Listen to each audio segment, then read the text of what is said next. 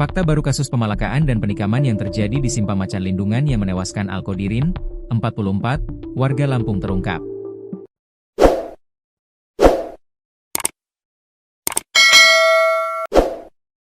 Ternyata pelaku yang terlibat dalam kasus tersebut ada 5 orang. Hal ini terungkap setelah anggota Satreskrim Polrestabes Palembang menggelar rekonstruksi di halaman depan Polrestabes Palembang, Senin, 1 Desember 2025, sore. Diketahui dalam rekonstruksi tersebut, sebanyak 13 adegan diperagakan.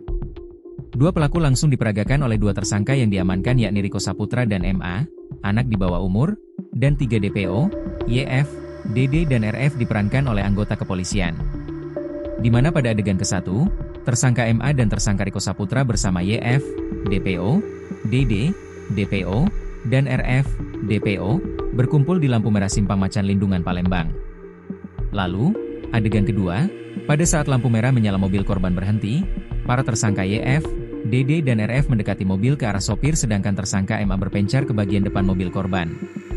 Kemudian pada adegan ketiga YF meminta uang kepada korban untuk membeli minum dan korban memberinya uang senilai Rp2.000 tetapi YF, DD dan RF meminta tambah sehingga terjadi cekcok antara korban dan YF, DD serta RF.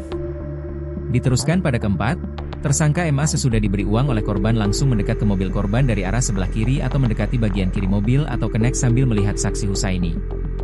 Adegan kelima melihat saksi Husaini lengah tersangka MA memasukkan tangannya ke dashboard mobil tersebut dan ingin mengambil sesuatu tetapi ditegur oleh korban dan tersangka MA menarik tangannya kembali. Dilanjutkan pada adegan ke-6, tersangka YF mengambil kartu tol milik korban yang membuat korban turun dari mobil dengan membawa besi stainless serta mengejar YF disaksikan oleh saksi Husaini. Adegan ke-7, melihat YF dikejar oleh korban, tersangka Riko Saputra mengambil bambu yang ada di pinggir jalan dan langsung mengejar korban dengan memukul korban menggunakan bambu tersebut sebanyak 1 kali. Pada adegan 8, melihat kejadian tersebut, saksi Husaini turun dari mobil dan menenangkan situasi serta berbicara kepada anak M. Alfiansyah bersama YF, DD, dan RF untuk mengembalikan kartu tol tersebut. Adegan ke-9, saksi Husaini melihat DD sudah membawa pisau di tangan kanannya.